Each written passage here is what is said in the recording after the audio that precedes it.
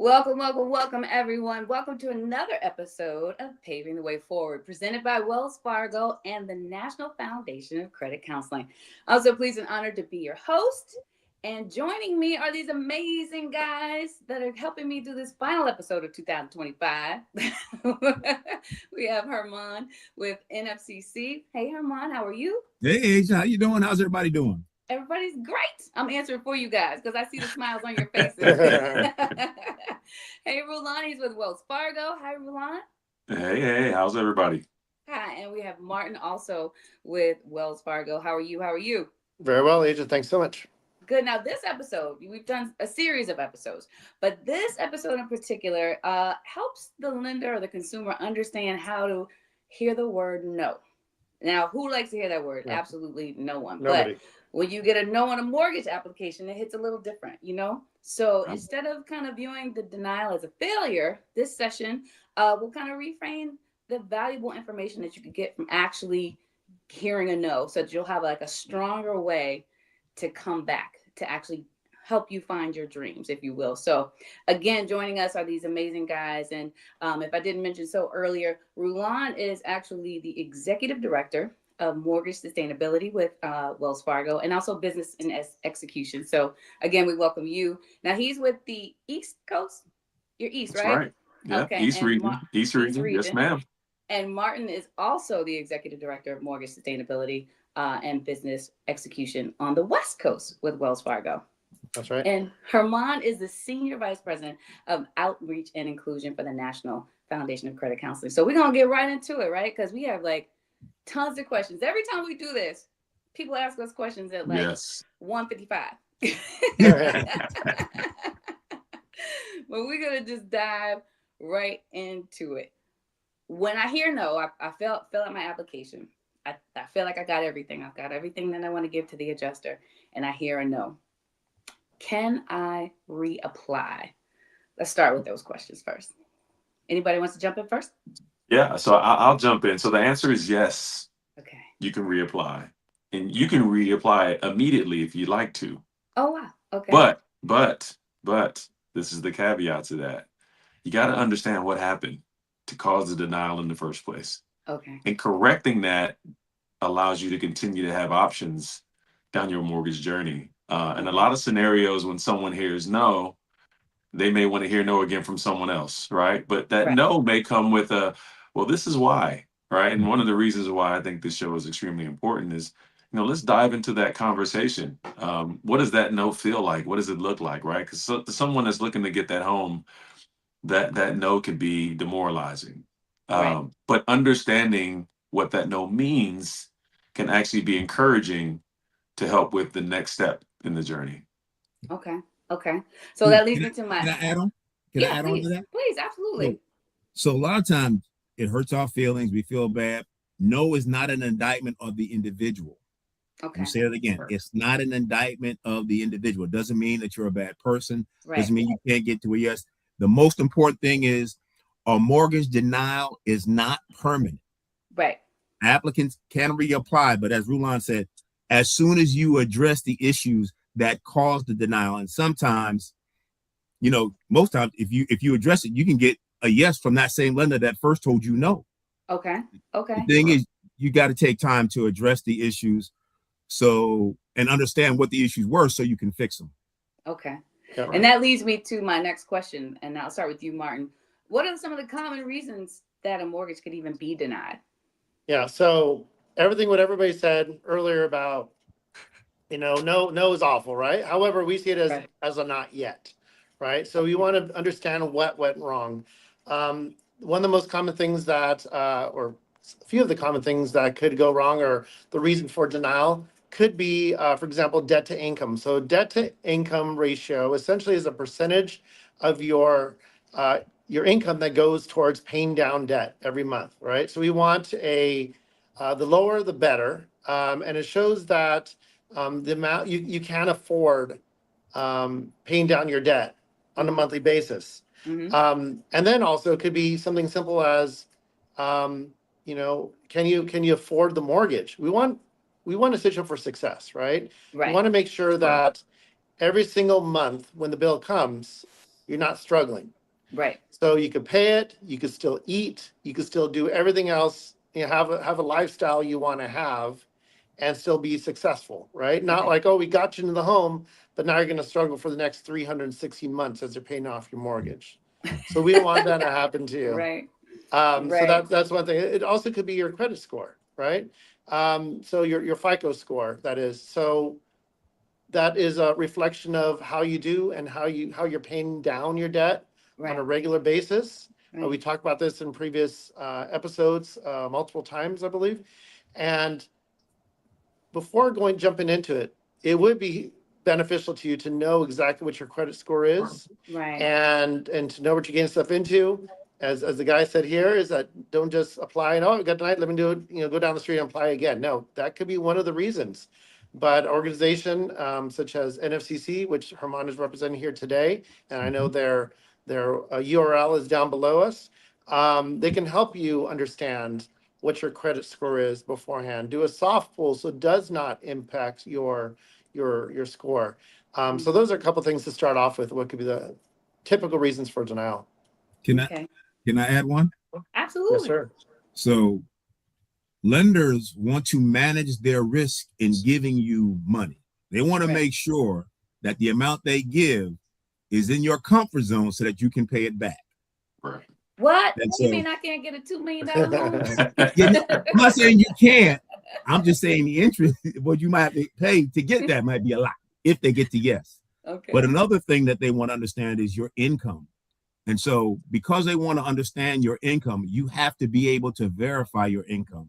Lenders have to document income under federal rules. And if income cannot be verified, even strong borrowers may be denied. And some Right. common reasons for that is incomplete or missing documentation. Like, do you have your W-2s? Do you have your pay stubs? Do you have your tax forms? Do you have inconsistent income reporting? Mm-hmm. This is particularly people who are self-employed. Yes. Are there large fluctuations in your income year Mhm. over year that make future earnings uncertain? Right. Do you have unreported income, cash income that is not reflected in your tax documents?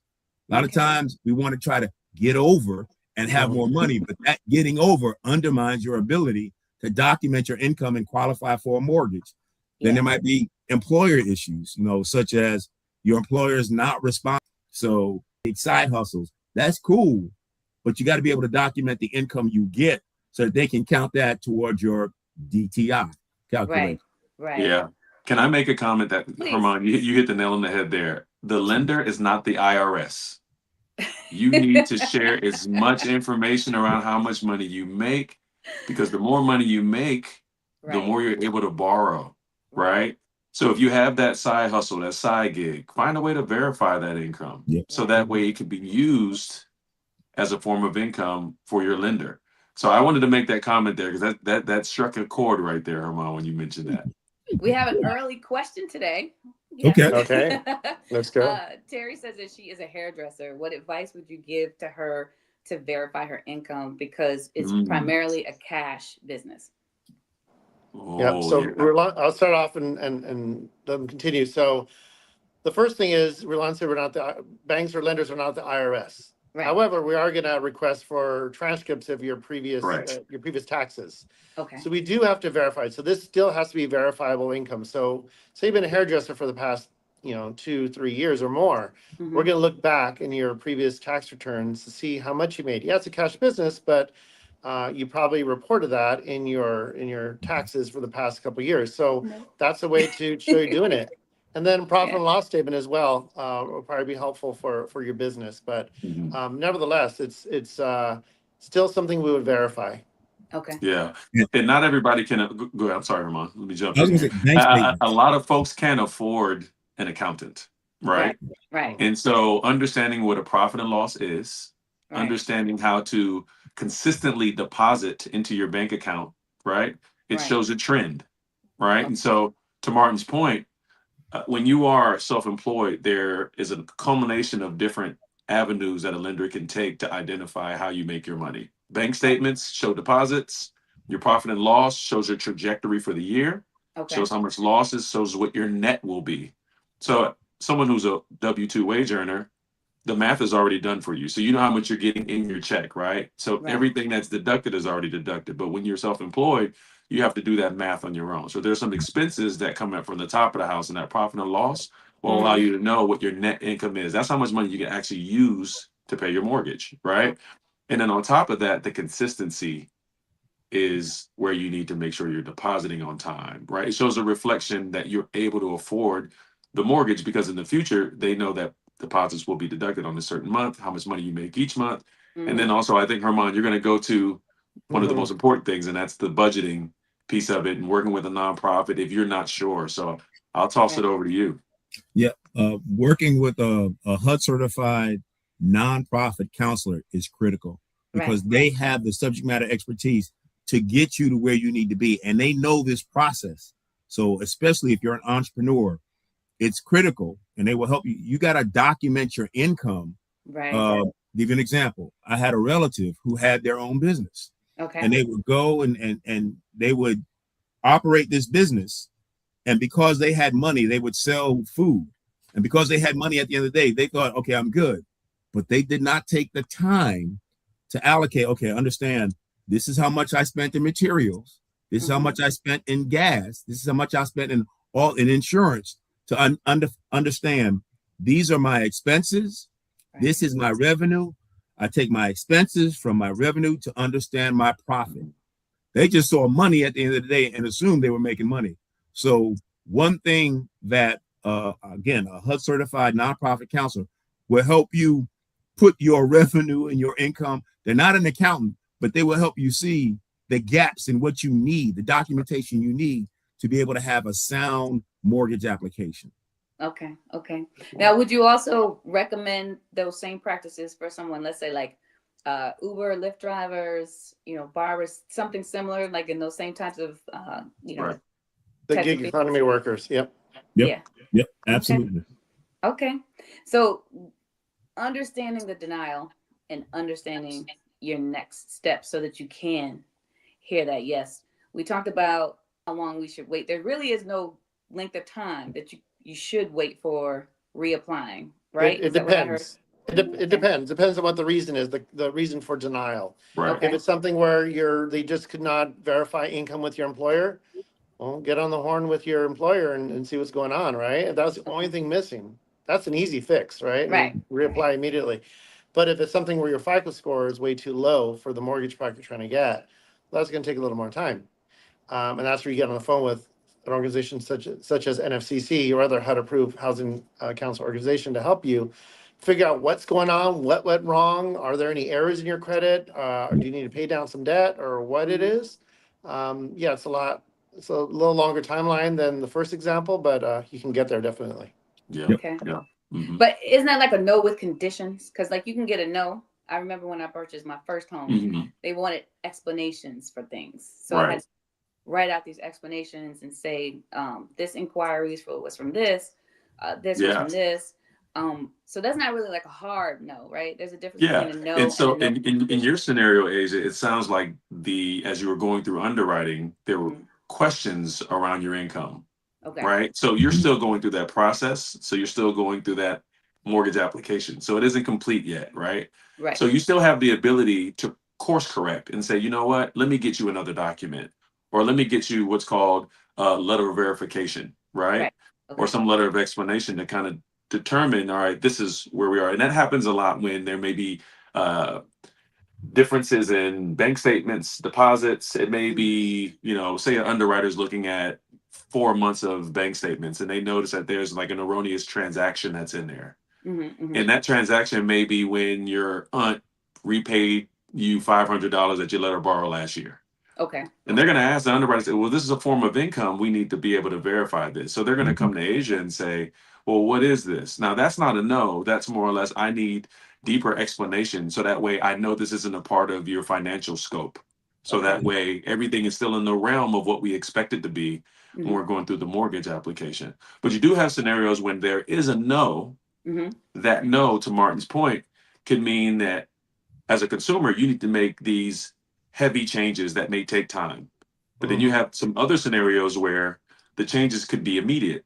Okay. Right? Verifying your income, your employment, or having the loan type that you're searching for maybe adjust, right? Because that's another thing that you can look at doing. If you're looking at a certain loan type or product or a home where you're like, all right, I want to spend 400,000 on this house. Right. Maybe that loan amount is a little too large for your financial situation. That may be a situation where you recalibrate and reapply, maybe going for a lesser loan amount, which can put you in a box to where you can get approved. Okay. Or perhaps one of the solutions in that scenario, Roland, could be searching for down payment assistance. That's right. Whether through a lender or through a municipality. I'm assuming you're going to talk about that later on, Asia, but that would lower your loan amount and make things, when it comes down to being able to afford, it'll help you out as well. Yep. Okay. Thank you so much for joining us and watching another episode of Paving the Way Forward, presented by Wells Fargo, Home Mortgage, and the National Foundation of Credit Counseling. Again, I'm so pleased and honored to be your host. I'm Asia with Radio 1 Urban One, and we will continue this broadcast right after this. When finding a home, every step matters. Wells Fargo is here to guide you with free resources at wellsfargo.com/mortgage education. Learn what to expect at every step. No jargon, just clear, helpful advice. Our free online tools will help you get started on your homeownership journey. This message is in collaboration between Wells Fargo and the National Foundation for Credit Counseling. Terms apply.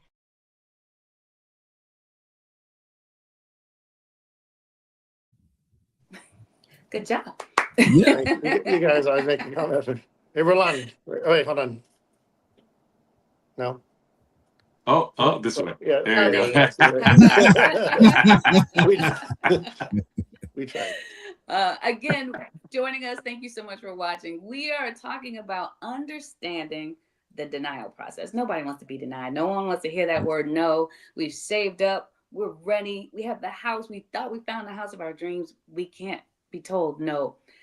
Let's talk about it. Let's understand it. And let's fix it. So we're going to talk about, we left off about strengthening credit, income, and preparing documents. As we dive more into this, I'm going to talk to you, Herman, because this is your subject. Should we be concerned or check our credit after the denial? Because you said that could actually be a factor. Because something like when we do our pre-approval, we do our initial pre-approval, you could have, let's say, a 720. But something could impact because it's cyclical, right? I guess something could hit it. And then when you go to actually get it finalized, it could have something wrong, right? So is that something we need to check throughout the entire process? Yeah, absolutely. Your ability to get an approval, it impacts a lot of things because lenders use credit as a measure of risk. And the risk is not, you're not being able to pay back the loan. Right. As it relates to credit score, now I might be getting a little too detailed on this, but different agencies have different thresholds. For example, like people talk about FHA. Right. Like if you got a 580, that's pretty good for FHA. And if I'm getting too detailed, Martin and Rulon, you tell me, shut up. No, keep going. Keep going. Preach. Really? I would never do that. A conventional minimum is like in the area, like around 620. If you have, the better your credit score is, the better rates you're going to get, the less money you're going to pay. So like 660 to 700 plus, that's really good. And then if you got 740 credit, you in what we call high cotton. Yes. It's going to be just lovely for you to go ahead. And the interest rate you qualify for, this is important because a higher credit score typically means a lower rate, which can save you tens of thousands over the life of the loan.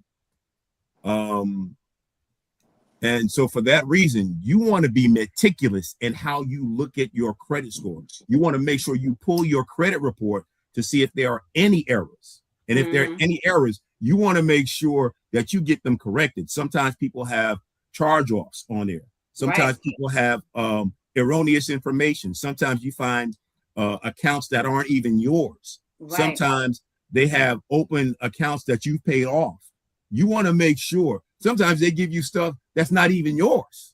Like you've lived in a credit for an apartment that you never lived in. So you want to make sure you go through your credit report, to look at and understand everything and make sure it's correct. And if it's not, you want to work with the credit bureaus, which is Equifax, TransUnion, and Experian. You want to get with them and talk to them and get it fixed. And what happens there is you call them, you got about 30 days. You know, once you identify the issues, they do an investigation that takes between 30 and 45 days.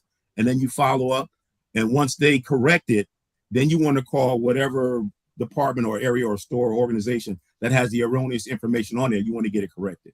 Right. Yeah. Did I say anything bad? No, Perfect. I don't think Perfecto. so. I put Okay. the alert on my credit so that if it goes up or down 5 points, it's That's, like, that's boop. good practice right there. That's a good one. That's a really Yeah. good one. Yeah. I just always want to just stay on notice because, like Martin has that horror story.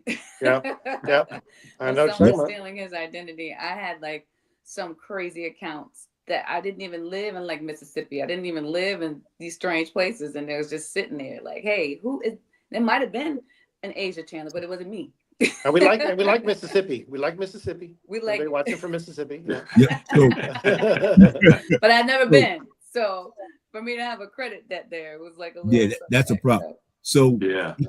because this is so important, so, right. you want to make sure you do a lot of work up front before Right. you even apply to make the process go even smoother for you on the back end and get to Right. your yes. Right. Yeah. And so you mentioned something, Herman. So, you know, when someone is denied for a mortgage application, they get what's called a denial letter. The industry calls it an adverse action letter or a notice. Right. And on that letter, it basically tells you as a consumer why you were denied for that mortgage. But it also gives you the information around your credit. So it gives you your score. It gives you the credit reporting agency that provided the score. And they give you 60 days to dispute the score that was used during your mortgage application. So to Herman's point, you could be doing everything right, but then there was a hiccup there, right? Asia, you mentioned just you thought you had this and now it's this, right? Score seems out of the ordinary. Make sure that you're using your resources and dispute that score. You have 60 days after you get that letter to dispute that score that was used. So when you get these letters, you look at all of the information, right? Mm-hmm. It's hard to not be emotional around a decision, Right. but I think the mantra that we're sharing throughout this episode is it's not a no, it's a not yet, right? Right.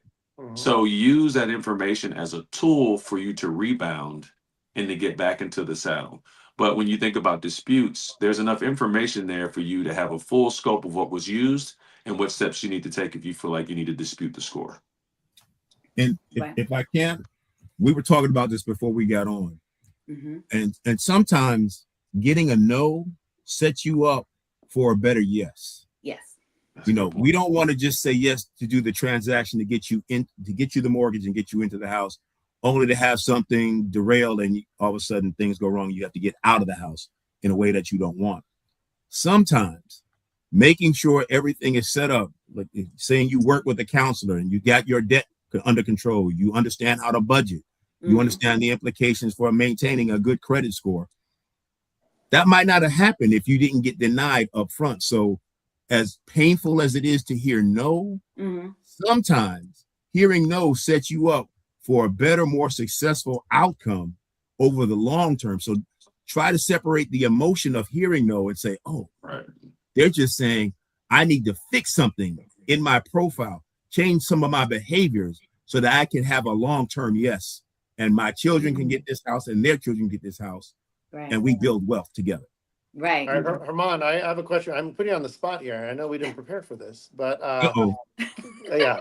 Can you talk about that? There's some types of loans that have certain requirements about, you know, the how the house is, to have holes in the wall, stairs, proper railings, things like that. I think I'm talking about Yeah, FHA so- loan. To get into a house, typically, I mean, there are some lenders that require that the house is in a certain condition, Okay. that it's livable, because they don't want you to get in there sudden discover that, oh, this really is not up to my standard, and abandon the house and not pay off that mortgage loan. But I There's thought they had certain- to be inspected, don't they? Well, not everybody, you know, home inspection is a great idea, Okay. because what you don't want to do is to get excited about buying a home and inherit somebody else's problems. So you should always have the house that you're about to buy to live in or to rent out. You want to have it inspected. But there are some people who get so excited about the deal that they say, you know what, I'm not going to bother with that. In some cases, they're afraid that the seller will say, oh, if you're going to require a home inspection, then I'm going to move on to my next applicant. And no, we'll take it. But here's the thing. If that's the case, and if the seller's saying, well, if you require a home inspection, I'm not going to sell to you. Sometimes you're like, okay, cool, I'm out. That might mean that there's termites. That might mean that there's radon, which is cancer causing. The problem in the house that the seller knows about, doesn't want to disclose. They just want to get that problem off of their finances. Yeah, right. So just be mindful. Wow. Did that help, Martin? Absolutely. And I think it goes back to what you said. If it's a blessing in disguise, sometimes if you get out of a house that you're not supposed to be in. How many times have we applied for a job, didn't get, then something better came around the corner, or, things like that, right? That's a way of life. That's honestly a great way to look at life. Herman, you touched on something and it reminded me of my home buying process. When they initially pull your credit for an approval, they just look at one credit source. But then when you go through the approval process, they look at the average of all three. And that's where I noticed that on one report, I had these outstanding debts from different states. So when they initially gave me the approval, the rate was a little high, not extremely high. I think it was 7.9. But after getting that off, I was able to drop that down enormously because it was a higher credit score, because they do the best average of all three scores, right? Yep. And what happens is the fact that you took action to get that erroneous information off of your credit score, it drove your credit score up, which to the lender signal that you're less of a risk, because what credit scoring is and what your credit rate is, it is basically a report card for your behavior, your spending consistency in meeting your financial obligations on time, every time, paying at least the minimum amount. The more you do that, the better your credit score is going to be, the less of a perceived risk you're going to be, and so the better interest rate you're going to be, therefore reducing your out-of-pocket expense over the life of that mortgage loan. Okay. Rulon, when we talk about DTI, debt to income, a lot of people don't really understand what that means. So explain to us what DTI really means.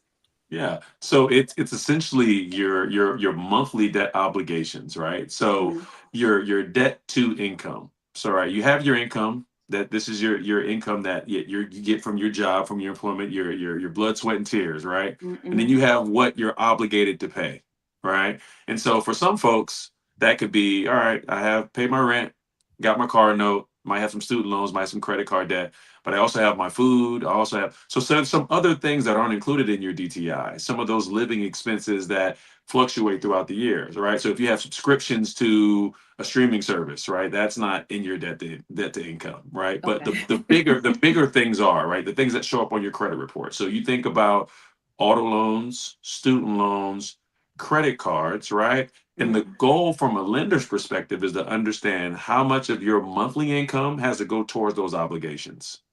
When that number, that threshold is high, that means that the margins aren't wide enough for us to increase the amount of debt.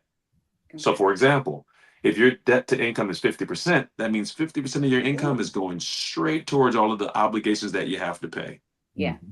If we put a mortgage note in there, that number is going to go up. So what lenders want to see is that number become lower, knowing that there's an additional obligation that will be accrued, right? And usually a mortgage is the largest debt that someone's going to have, right? So that means that large amount is going to be tied into your debt to income moving forward. So the lender tries to forecast how much is going to be affordable for you to avoid risk. Because the one thing a lender doesn't want you to do is default on that loan, right? And so they want to give you enough cushion to make sure that you can afford it. So your debt to income is essentially how much you make versus how much you are obligated to pay on your debts. Okay. All right. Martin. And one thing I will say is keep in mind, that's if everything is going well. You know, life comes at Correct. you fast and hits you square in the face, and there's a financial shock. They're concerned about, all right, if a financial shock comes, can you still hold everything down and not default on anything? So That's correct. Yeah. Well, what is a good DTI number? Like 30%, 40%? You're in a good spot if you're around 30. If you're in the 30s or the 20s, you're in great shape, because that just shows that you're managing your debt, or you have a high income ceiling, right? Okay. So the debt to income ratio becomes really complicated if you have maybe a lower amount of income that you're bringing in each month, right? Now that means you have to minimize your debt to have that ratio be in the 30s and the 20s. One of the things we think about with homeownership is if you make a nice amount of money and you have a lower amount of debt, you are more attractive because you can take on more debt, right? Okay. And so when you think about that number, if it's in the 50s and 60s, it's basically saying half of your income is going towards all of the things you're obligated for. Yeah. So the chances of you defaulting are higher because you may get in trouble if the car breaks down or if you have to fix the air conditioning unit. So those are small life incidences that can raise your chance of being delinquent on your mortgage, on that obligation. Right. all right, I have a question, and this may be too detailed, so I'm gonna defer to Rulon and Martin. Is it too detailed to talk about the front end and the back end DTI? Is that too detailed? No. That folks need to know. Go ahead, talk to us. So the front end DTI is all your financial obligations without the mortgage. Not housing. Yep. Without housing. The back end is what it is with housing. So That's right. You want to make sure that when you're looking at DTI, you're looking at the right one. And in every case, the lower the DTI, the better it is. But just understand what you're looking at. So there's two ways to move it. What are the two ways to move it? Increase your income or decrease your expenses? Yep. That's right. Yep. Okay. All right. So what are the income factors that lenders kind of consider when looking at the whole DTI and things like that? What we talked about, self-employed. We talked about what else we talked about? We talked about selling being at a good number, but income factor wise, what do lenders look at? Yeah, that's a good question. So verifying your income is the core objective. It's just verifying, because when you're going through your initial pre-qualification and you're talking to the lender and they do that soft pull, you're basically stating how much you make, right? You're not providing pay stubs or profit and loss. You're just saying, yeah, I make around $72,000 a year. Now, at that point, that lender is going to pre-qualify you, essentially saying, well, if you make this much, then you can probably borrow this much. Okay. But in the background, we need to validate how much you make. So now, when it comes to income verification, if you are in the application stage and they verify that you only make $65,000 a year based upon the income that you've validated through the underwriter, that's a different conversation, right? Yes. That $10,000 to $12,000 difference in your income makes a whole lot of difference on how much money you can borrow from the bank, right? One of the reasons why a mortgage can be denied is not being able to validate that income, right? So it's not the types of income sources, it's how it's validated. So a couple of things I would say for best practices. If you are a W-2 wage earner, make sure you have access to your pay stubs. Make sure you have all of the information on your pay stubs. Usually things are automated now, so it's a lot easier. But you can think a few years back, I'm not going to date myself, but when you would get a paper check, right? And it might have a few deductions on there, right? But everybody should have a direct deposit. So that's where the bank statements come into play. So you look at your W-2, your pay stub, and you look at your bank statements, they can see a deposit. They know, all right, they get paid this much. Okay. When you're self-employed, like one of our audience members alluded to initially, that becomes a little bit more complex, right? Because there's not an automated system that's going to give you a dispersive pay stub. So now you're on your own to identify how you get paid and then provide that to your lender. When the lender sees that, they have to take a few additional steps to verify that income. But the goal is for them to verify a clear number so they know what you're going to use in order to repay the debt, in order to pay your mortgage each month. Because the goal is to make sure that once the mortgage application is complete, they know for a fact that you're bringing in this amount of money to pay this amount of debt. That's right. Okay. So I got to add one thing. Okay. So when I was growing up, my mom would teach us there's a couple people in your life you don't lie to. Don't lie to your doctor. Right. Don't lie to your attorney. Okay. As an adult, I've learned don't lie to your accountant. I don't look good in stripes. And of course, don't lie to your spouse. Now, I'm going to add somebody else.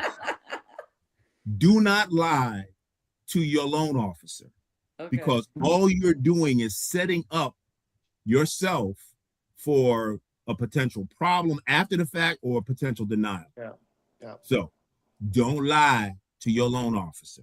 Okay. You're only hurting yourself. Boom. We love that. Martin, I want to ask you this. So we let's say we got our denial. Now we want to go back.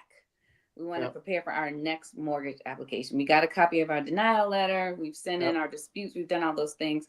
What would be your advice? What would be your next step to prepare for your next mortgage application? So I think it goes back to what went wrong, right? Right. You know, we said before is why were you denied? And in it's called the adverse action letter. It'll tell you why you were denied, and that'll be your game plan. But I would also speak to your lender to find out maybe more specifically, because sometimes the adverse action letter or denial letter isn't too specific. But if you reach out to your lender to ask specifically what went wrong, they'll let you know. And to be clear, we as lenders, if we can, as long as you can pay back the loan, if there's ability to repay is shown, we want to get you into a mortgage. So that lender is going to be very helpful for you to understand what went wrong and what you can do. So again, if you find out something that is straightforward, something you can fix in a day or two, that lender is going to want you back there too. So you don't have to go shop around unnecessarily either. That's a good point. So Martin, man, you bring up a good point there. Because there's Asia, there's this myth, right, that lenders want folks to be denied for mortgages. No, you made that comment of staying engaged, right, with your loan officer or with the lender, right? Because what happens is what we normally see on our end, and we experience this every day, Martin and I, dealing with our team, and just kind of that once someone is denied, we lose them. They're gone. We don't know where they go. They may go to another lender, right? And not fix the problems, but they just go and apply somewhere else. Or they wait a little bit, or sometimes they just feel defeated and say, you know what, maybe homeownership isn't for me. So I'm glad we're having this conversation. But one of the biggest things that are opportunities for consumers that are denied is to ask the question of, what do I do next? What help is available? What resources are there? So remaining engaged is extremely important, because that loan officer is not going to say, well, you tried and I don't know if I want to help you again. They're going to say, well, how can we, they're not going to do that. They're going to say, well, all you got to do, they should be encouraging. All you got to do is just raise your credit score. I got some resources here. And how can we get, and then keep in contact with me. And then the goal is for our loan officers and just in the industry to continue to send you information on products, programs, to keep you involved, keep you engaged, because the goal isn't to leave you alone. The goal is to help you get into the house, even though it was a no on paper. It's still a not yet. I can give you two other action items. One, you're going to want to check the credit reports that they use to make their decision, to make sure that there aren't mistakes on the credit report that they use. You can get a free copy for a credit report used, like Rulon said, within the 60-day window. Another thing you can do is get help from a HUD certified nonprofit counselor, because a nonprofit counselor can review the denial reasons. They can analyze the credit issues, and they can build a plan to prepare for a reapplication and help communicate with the lender as appropriate. So you got two other actions. Do you know any, you can recommend a HUD approved housing counselor? I know a couple. I know good people. NFCC.org. I want to underscore what Herman just said about ensuring to use the credit report that the lender used, because I've had this before to me too, where of course there's 3 different credit bureaus, and sometimes all 3 of the reporting back from those my credit report, and all 3 of them look a little bit different. Some have old accounts I used to have, others that dropped off, other ones had the fraud. That one experience, I've told you the story before many times. So sometimes that one credit report that the lender's using is the one that is incorrect, but the other two are correct. So you want to Right. make sure you look at all of them and see which one are they pulling. Okay. Thank you for watching another episode of Paving the Way Forward, presented by Wells Fargo and the National Foundation of Credit Counseling. I'm pleased and honored to be your host with Urban One Radio One. And again, for a better life beyond debt, visit nfcc.org. And to learn more about the home buying process, make sure you visit wellsfargo.com/mortgage education. And we will be back with more of this amazing program right after this. Buying a home is exciting, but understanding your mortgage options can feel overwhelming. At Wells Fargo, we're here to simplify the process. Our free online tools at wellsfargo.com/mortgage education can help you learn more about the components of your mortgage, your credit score, and what works best for your budget. Take control of your home buying journey with resources you can trust. This message is a collaboration between Wells Fargo and the National Foundation for Credit Counseling. Good job. He's Rulon. giving you the high five again. You're missing it, Rulon. No, other side, other one, other. There you go, there you go. Yeah, Get it. boom, There you go. So listen, a lot of people are chiming in today, which is a good thing. A lot of people are asking great questions. So I'm going to ask this one to you, Herman, because this falls right under your realm of credit counseling. They're saying, are there government programs that could help if you are denied? What would be your answer for that? There are government programs that help. In part, government programs help to pay the housing counselors so that they can offer you insight and look at your unique situation, look at your financial profile, and create a tailored action plan that addresses your needs. So just engage at low or no cost. Let me emphasize that, at low or no cost. So yes, there are government programs, and specifically that seek to get people into homes, and they want you to get you into homes successfully, which means they want you to go to a HUD certified nonprofit counselor. So yes, there are. Okay. Now, this is a great question. If told no by a traditional bank, what kind of alternative loan options are available? Anyone? Interesting. I will say this. Many banks have mortgage products that fit your financial profile. So if someone is denied for a mortgage product, that same lender may have other product options that are available. If you have a lower credit score, if you don't have as much income, or if you live in a certain neighborhood, there may be opportunities for you to get access to down payment assistance, to closing cost credits. So there are options. One of the things I would say be aware of is what's out there from a product perspective. We can harp again on the National Foundation for Credit Counseling. A lot of those counselors in that network and housing counselors across the country, they have what's called a suite of lender relationships. Right? So they have what's called a product portfolio. So they know all of the products of each lender. Now, you may go to one lender and maybe that product just doesn't fit you financially, right? Go do the work, figure out why you got denied. But now it's explore your options and identify maybe there might be another promotion in the city that you live in that allows you to get a lower interest rate on the same type of product. But you've already fixed the problem that got you denied in the first place. So now you are more apt to get an approval this go around. So I think we mentioned this earlier. Sometimes that no is a blessing in disguise, Right? Because it'll help you understand where you may have had a shortfall in either your credit, your finances, or your ability to verify your income. And so I wouldn't say alternative loans or resources. I would say go back to the drawing board and identify how you can expand the types of products that are available for you. And that's not only understanding what they are, but expanding what you're doing financially. So working on your credit, making sure that you're budgeting, so on and so forth. So explore, and to our point, this no doesn't mean stop. It doesn't mean give up. It just means this is what happened, solution it, and let's get back to the drawing board. Right. Nope. I've always had comfort in going to traditional banks. I feel safer. But to your point, there are programs, if you just ask those questions, your lender at the bank can tell you what options are available too. So you just have to know what to ask. And I know the other thing is maybe again, assuming you've addressed all your issues, maybe look for some down payment assistance. Right. If it's that, getting down payment assistance, in many cases, there are programs out there where you get $10,000 that you don't have to pay back.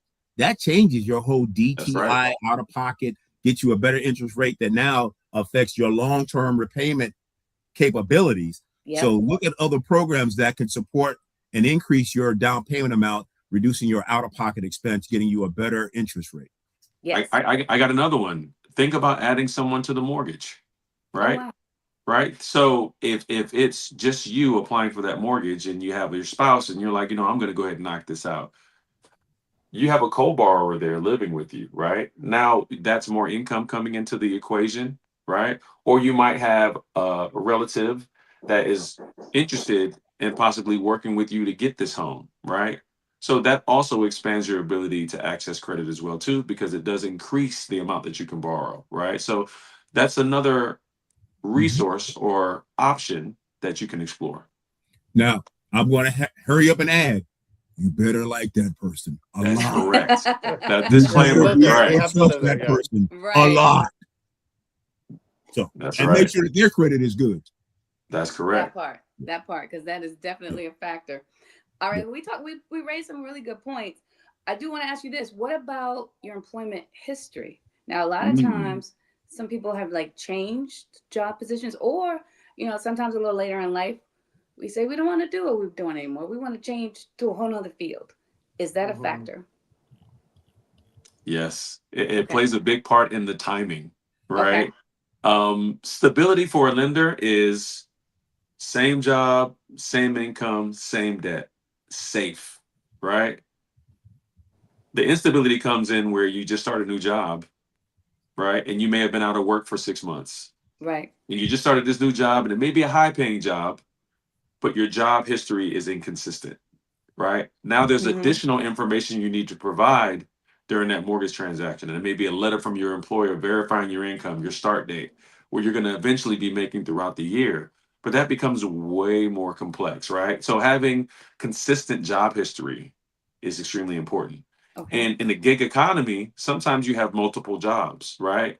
So being able to track where those funds come from that job, right? Making sure that you can clearly describe, okay, I make this much from doing Uber Eats.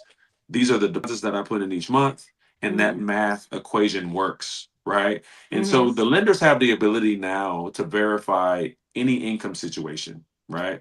I think in the past it may have been a bit more complex because things may have been done manually. Now everything's automated. So the system will allow you to verify any type of income. The goal is to understand how that income is generated, how you're tracking it through bank statements, through tax returns, and making sure that it can be validated by your lender. Okay.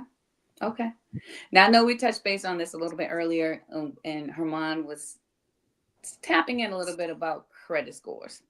So someone asked the question, what is considered a good credit score? I was shocked that you said as low as 580. I've never heard of that, but times have changed. I bought my first house at 22. So they looked at me like, what are you doing in here?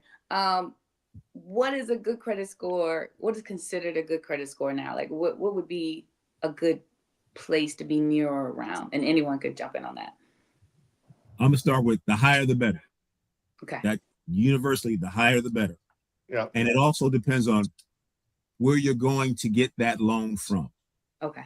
That's key. But having said that, like if you go into like a traditional bank and everything is good, like I'm going to say this 640. Okay. 640, you got possibilities, you got options. But again, the higher your score, the more options you have. It's always good to have options. And the higher the score, the lower the interest rate as well, usually. Yep. Okay. And the less you'll pay over the life of the loan. The life of the loan. That's right. Right. And as I said earlier this year, remember it has to be at least 3 numbers. That's right. Oh yeah. Yeah. You can't have less than 3 numbers. And there's still this fear of checking the credit report. It is. Though. Herman referenced, and it's not it's not an indictment if you see that score is low. Yeah. It's a project that you got to work on, right? Instead of seeing that score and say, you know what, I don't even want to look at this again. I'm not going to be able to get anything. You should say, man, why is this so low? Right? Maybe I need to look a bit deeper into how I can get that number higher. The good thing about a credit score is there's a threshold. 800 is the top, right? Mm-hmm. And so if you can find a way to get as close to the top as possible, you unlock so many options. Right. But you have to understand where to get your score. What does your score mean? Like, what does it mean when you have a 600? Is that good, bad, right? It's all relative to what you want to purchase. Now, you unlock more options the higher you get closer to 800, right? But understanding what your score is just the first step. Just pull that credit report and say, all right, here's my starting point, and then build from there. The other part is be excited, regardless of what it is. You now know your situation. You know if you got a lot of work or just some minor tweaking, but now you are just the fact of understanding where you're starting from and know what you're trying to get to and why. It empowers you to create better opportunities and start the process of wealth building for yourself and your family. What about the misconception of believing that no credit is good credit? Some people don't understand that if you have like little to no credit, that's actually a bad thing. We live in a credit-based society. Okay. So unless you are a multi-millionaire, here's the deal. You can't get certain jobs if you don't have good credit. Okay. You can't buy a house unless you're going to pay cash without good credit. You can't buy a car. You can't go to school because if you can't pay for that full tuition with cash, you're going to need to borrow. Everybody's going to come to look at how you score with repaying your debt. They want to look at, do you have the right behavior? Do you have the right mindset? Are you committed to meeting your financial obligations? That's what all that's wrapped up in that one score. That's right. It's your financial track record. Okay. Your grade. Right. Yeah, and you said no credit is good. Yeah, that's misconception. But we also don't want people to jump into credit unnecessarily either. That's right. You know, get a credit card and spend. It's like, well, I got to build up my credit, so that's what I'm doing right now. Let's go out to dinner, right? So it's be responsible all along the way. If you charge it, be ready to pay it. Yeah, just be ready to pay it off. Right. Exactly. Yeah, just it's the ability to repay a debt. But there's some people who have what is it called? A soft report or a small? What is it when they have a thin report, right? Yeah, thin credit. Yeah, thin, yeah. Okay. Yeah. So, parents, I don't care how old your little one is, middle school and up, start talking to them about the importance of paying what they owe and or not taking on debt unnecessarily. To begin with, yeah. Because in college, round about your sophomore year, that was forever ago for me, they start getting bombarded by all these invitations to get credit cards. And they don't necessarily understand that at some point, they're either going to have to pay that back or the interest rate that credit is being issued in. Okay. So we need to, if we don't know, that's fine, educate ourselves. A HUD certified credit counselor can help you do that. But if you do know, make sure your children know as soon as high school, because you don't want them creating issues for themselves, not realizing the long-term implications of their actions today. Yep. I love that. That's great advice. Fair point. So, Thank you. when speaking to a credit counselor, why does personalized support matter? Like how do counselors actually help you prepare for the approval? Okay. Again, I'm gonna say HUD certified counselors are trained and approved by the U.S. Department of Housing and Urban Development. Okay. There you go. Right. What this means is they are unbiased in not trying to sell you anything. So they're unlike a lot of credit repair companies. HUD counselors don't charge fees. They don't make unrealistic promises, and they don't manipulate your credit illegally. Their goal is long-term financial stability for you, not profit for them. And they understand the lending guidelines and how underwriters think. Not only that, they're also trained, like some of the things that we talked about, they're trained with how to deal with like FHA. They're trained with the VA, the USDA. They're trained in credit scoring models. They're trained in debt to income ratios that we've been talking about today. Down payment assistance program. There are programs that exist that you might not know about that you qualify for based on where you live, the type of house you're buying, where you're moving from.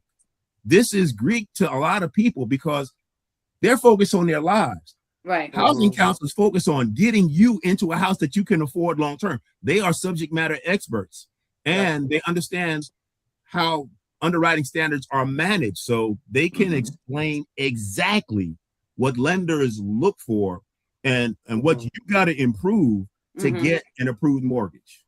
Right. That's right. Awesome. Martin. Yes, ma'am. Talk to our listeners about what additional financial steps they should take after getting a denial letter or receiving a no. Well, it depends. It depends what's going on. I would say the first step is call a housing counselor after that speech from Herman. I think I would say, just let me simplify things, is that we host this webinar hoping to educate people. And we also know that sometimes it is overwhelming. It's a different language. It's too much, whatever. But and we just want to educate. But also we know that organizations such as NFCC and other HUD-approved housing council agency, they can help simplify it. Walk you through the steps. Hold your hand. I want to say that to start with. Now, when it comes to what additional steps after the denial letter, I said before, just understand what's going on, see what the reason is. I would say part of it is how not to get emotional about it as well, because emotion is a big piece of it sometimes, and you get frustrated, downtrodden, and you figure, okay, it's not for me. I'm out of here. I'm going back to rent for the rest of my life, right? So I think that's one of the good steps is to staying motivated and excited and still being in the game, even if it's going to take another, say week or 6 months or a year to get into a home. So I think that's important. You live right? a week, dude, a year. Well, it is a week if it's Depends. like It depends. verification of employment. A year, It's all relative. Yeah. Just yeah, stay it's all excited. relative. Yeah. I got So you. I got you. yeah, exactly. So anyway, so it's I think those are the first steps. I don't know if anyone else wants to add something on top of that. Well, Yeah. as always, time flies when we're together. And you there talked you go. about, being sad. I'm sad that this is our last time together in 2025. If you could believe it, y'all. We won't even talk again until next year. But before we end, and then this hour always goes by so quickly, I'll start with you, Herman. What would you like our listeners to walk away with from our conversation today? I would say, first, I would thank you for joining us in this journey this year, 2025. It's been a blast for us. Hopefully, it's been beneficial to you. I'd let you know that hearing no, that's the first part of not yet. It doesn't mean you can't get a home. It means there's something that needs to be tweaked or fixed. Please make the commitment to do the work. And if you find this series beneficial to you, please spread the word and share with other people, especially this episode, because a lot of people get discouraged when they hear no. They shouldn't be. They should be excited because a yes is around the corner. There you go. Rulon, same question. Yeah, if you're looking for free or low cost assistance through your journey financially, visit nfcc.org. If you're looking for general information around homeownership, mortgage, anything housing in general, visit wellsfargo.com/mortgage education. Martin and I, we're pleased to be a part of this journey with Herman and Asia, right? And we look forward to 2026. Absolutely. And Martin, what would you like everyone to leave with today? Thank you so much. So it's been a fun journey with the three of you. Thanks for everything. I would point people to website right there, right? Well, we're going to access mortgage education. It just gives you general information about when you're just in the beginning stages of wanting to become a homeowner. Just learn about what it takes and some general things. So check it out when you get a chance. There Thanks, you Asia. go. And that's a wrap for this episode, guys. Again, that's our last episode of 2025. We do hope that today's Q&A has helped somebody out there. Today's discussion was all about taking charge of your finances and building your credit strength and just knowing what you need to turn that no into a yes. So every smart step from paving the way down to debt protecting to your credit, That brings you closer to holding the key. So to learn more about home buying and the home buying process, as well as various grants and low down payment options available that can help make your dream a reality, visit wellsfargo.com/mortgage education. And of course, you could go to NFCC for more information. Visit nfcc.org to get your dream home. So that's it. We're going to see you next time. We'll see you in 2026. I'm so pleased and honored to be your host. Again, I'm Asia with Urban One. You can follow me at Always Ask Asia on Facebook, Instagram, Twitter, and TikTok. Again, that's Always Ask Asia. And until next time, we leave you with this. Buying a home is a major milestone, but it starts long before the search begins. Understanding your credit, managing your debt, and setting a realistic budget are key parts of the journey. That's where credit counseling comes in. Through the National Foundation for Credit Counseling, certified nonprofit counselors provide personalized support to help you take control of your finances and prepare for responsible homeownership. There's no pressure, no hidden costs, just trusted guidance. You'll learn how lenders view your credit, what you can afford, and how to improve your financial profile so when you're ready to buy, you're truly ready. Before you find the right home, find the right path. Start with the National Foundation for Credit Counseling.